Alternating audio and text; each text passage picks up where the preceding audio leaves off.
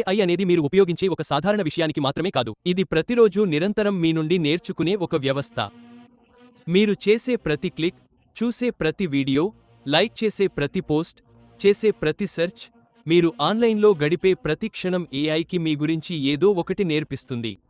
ఆశ్చర్యకరమైన విషయానికి ఏమిటంటే, ఇది జరుగుతోందని చాలామంది గ్రహించలేకపోతున్నారు. యూట్యూబ్ లేదా టిక్టాక్ గురించి ఆలోచించండి. మీకు ఏమి ఇష్టమో మీరు ప్లాట్ఫారంకు చెప్పాల్సిన అవసరం లేదు. మీ ప్రవర్తనను గమనించడం ద్వారా అది ఇప్పటికే దాన్ని తెలుసుకుంటుంది. మీరు ఒక వీడియోను చివరి వరకు చూస్తే, మీకు అది నచ్చిందని ఏఐ భావిస్తుంది. ఒకవేళ మీరు కొన్ని సెకన్లలోనే వీడియోను స్కిప్ చేస్తే, మీకు ఆసక్తి లేదని ఏఐ అర్థం చేసుకుంటుంది. మీరు అదే వీడియోను పదే పదే చూస్తే, ఈ కంటెంట్ మీకు చాలా ముఖ్యమని ఏఐ అనుకుంటుంది. కాలక్రమేణా అది మీ ఆసక్తుల గురించి ఒక వివరణాత్మక నమూనాను రూపొందిస్తుంది. అందుకే మీ ఫీడ్ మీకు చాలా ఖచ్చితంగా అనిపిస్తుంది. ఇది మంత్రతంత్రం కాదు, ఇది కేవలం డేటా. ఇప్పుడు ఇంకా ఆసక్తికరమైన విషయానికి ఇక్కడ ఉంది. ఏఐ కేవలం మీ నుండి మాత్రమే నేర్చుకోదు. అది ఒకే సమయంలో లక్షలాది మంది ప్రజల నుండి నేర్చుకుంటుంది. ప్రజలు దేనిని క్లిక్ చేస్తారు, దేనిని విస్మరిస్తారు, ఏది ఎక్కువ సమయం దృష్టిని ఆకర్షిస్తుంది, ఏది వైరల్ అవుతుంది వంటి ప్రవర్తనా విధానాలను అది పోల్చి చూస్తుంది. ఆపై అది ఆ నమూనాలను ఒకదానితో ఒకటి అనుసంధానిస్తుంది. ఉదాహరణకు, గేమింగ్ వీడియోలు చూసే లక్షలాది మంది టెక్ రివ్యూలను కూడా చూస్తుంటే, ఏఐ గేమర్లకు టెక్ కంటెంట్ను సిఫార్సు చేయడం ప్రారంభిస్తుంది. ఫిట్నెస్ వీడియోలు చూసేవారు పోషకాహార కంటెంట్ను కూడా చూస్తుంటే, ఆ సంబంధాన్ని కూడా ఏఐ నేర్చుకుంటుంది.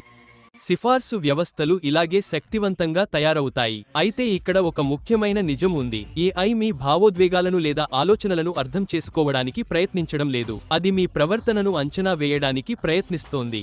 అదే అసలైన తేడా. మీకు ఏదైనా ఎందుకు నచ్చుతుందో దానికి తెలియదు. నమూనాల ఆధారంగా మీకు ఏమి నచ్చుతుందో మాత్రమే దానికి తెలుసు. ఈ యాప్లను మీరు ఎంత ఎక్కువగా ఉపయోగిస్తే, మీ గురించి ఏఐ అంత తెలివైనదిగా మారుతుంది.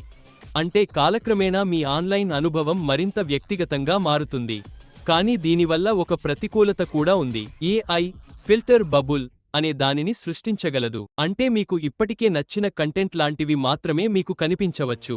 కాబట్టి మీ డిజిటల్ ప్రపంచం నెమ్మదిగా పరిమితమైపోతుంది. అందుకే ఒకే యాప్ని ఉపయోగించే ఇద్దరు వ్యక్తుల ఫీడ్లు పూర్తిగా భిన్నంగా ఉండవచ్చు. ఇప్పుడు ఇక్కడ చాలా శక్తివంతమైన విషయానికి ఉంది. మీరు కేవలం ఒక వినియోగదారు మాత్రమే కాదు, మీరు ఏఐకి శిక్షణ కూడా ఇస్తున్నారు.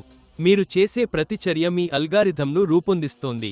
మీరు విద్యా సంబంధిత కంటెంట్ను చూస్తే, ఏఐ అది నేర్చుకుంటుంది. మీరు కొత్త విషయాలను అన్వేషిస్తే, ఏఐ మీ ఫీడ్ను సర్దుబాటు చేస్తుంది. మీరు కొన్ని వీడియోలకు నాట్ ఇంట్రెస్టెడ్ అని క్లిక్ చేస్తే, అది మీకు చూపే కంటెంట్ను ఏఐ మారుస్తుంది.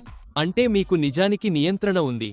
చాలా మంది ఆలోచించకుండా స్క్రోల్ చేస్తారు. కానీ తెలివైన వినియోగదారులు తమ అల్గారిథంను ఉద్దేశపూర్వకంగా నడిపిస్తారు. వారు ఏఐని నియంత్రించబడటానికి బదులుగా దానిని తమకు అనుకూలంగా వాడుకుంటారు. కాబట్టి తదుపరిసారి మీరు యూట్యూబ్, టిక్టాక్ లేదా ఇన్స్టాగ్రామ్ ఓపెన్ చేసినప్పుడు ఇది గుర్తుంచుకోండి. మీరు కేవలం కంటెంట్ని చూడటం లేదు. ప్రతి సెకను మీ నుండి నేర్చుకుంటున్న ఒక వ్యవస్థకు మీరు శిక్షణ ఇస్తున్నారు. ఆ వ్యవస్థే మీరు తర్వాత ఏమి చూడాలో నిర్ణయిస్తుంది. నిజమైన ప్రశ్న ఏమిటంటే, మీరు మీ ఏఐని తీర్చిదిద్దుతున్నారా లేదా మీ ఏఐ మిమ్మల్ని తీర్చిదిద్దుతోందా?